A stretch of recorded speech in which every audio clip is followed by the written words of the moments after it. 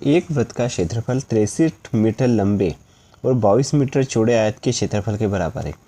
एक वृत्त का क्षेत्रफल किसके बराबर है? 63 मीटर लंबे और 22 मीटर चौड़े एक आयत के क्षेत्रफल के बराबर है। आयत आपका इस प्रकार से है जिसमें 63 मीटर लंबा है वो और 22 मीटर चौड़ा है। इसके बराबर एक वृत्त का क्षेत्रफल है। तो वृत्त की परिधि क्या होगी? हमें ज्ञात क्या करना है? वृत्त की परिधि। वृत्त की परिधि का फार्मूला होता है 2πr। 2πr, इसमें r त्रिज्या होती है, पाई का मान होता है 22/7। जिन्होंने चैनल सब्सक्राइब नहीं किया है, चैनल सब्सक्राइब कर लीजिए ताकि आपको इसी प्रकार से वीडियो प्राप्त हो सके। ये ग्रुप 4 सभी कॉम्पिटिटिव एग्ज़ाम के लिए बहुत ही महत्वपूर्ण है।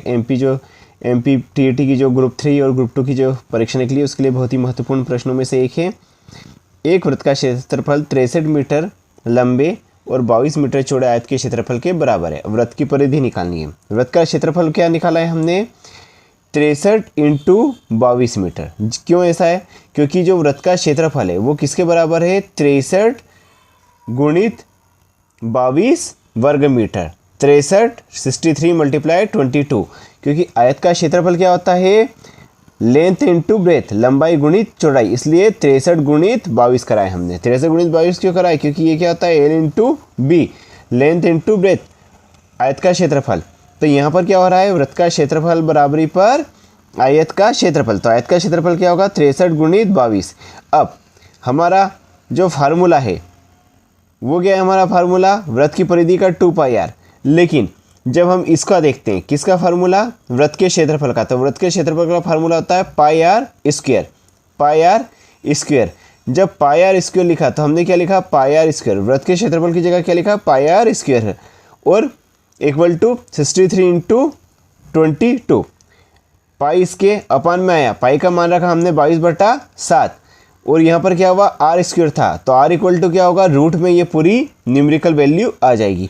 यहाँ पर हमने देखा 22 से 22 को कैंसिल करा 63 का 7 में जब मल्टीप्लाई करेंगे तो क्या आ जाएगा? 441। जी हाँ, 441 आएगा। 441 वर्गमूल किसका होता है? 21 का। 441 वर्गमूल किसका होता है? 21 का। क्या निकाला हमने? ये रेडियस निकाली, त्रिज्या निकाली है। क्या निकाली है हमने? त्रिज्या निकाली। किसकी निकाली है? वृत्त की निकाली है।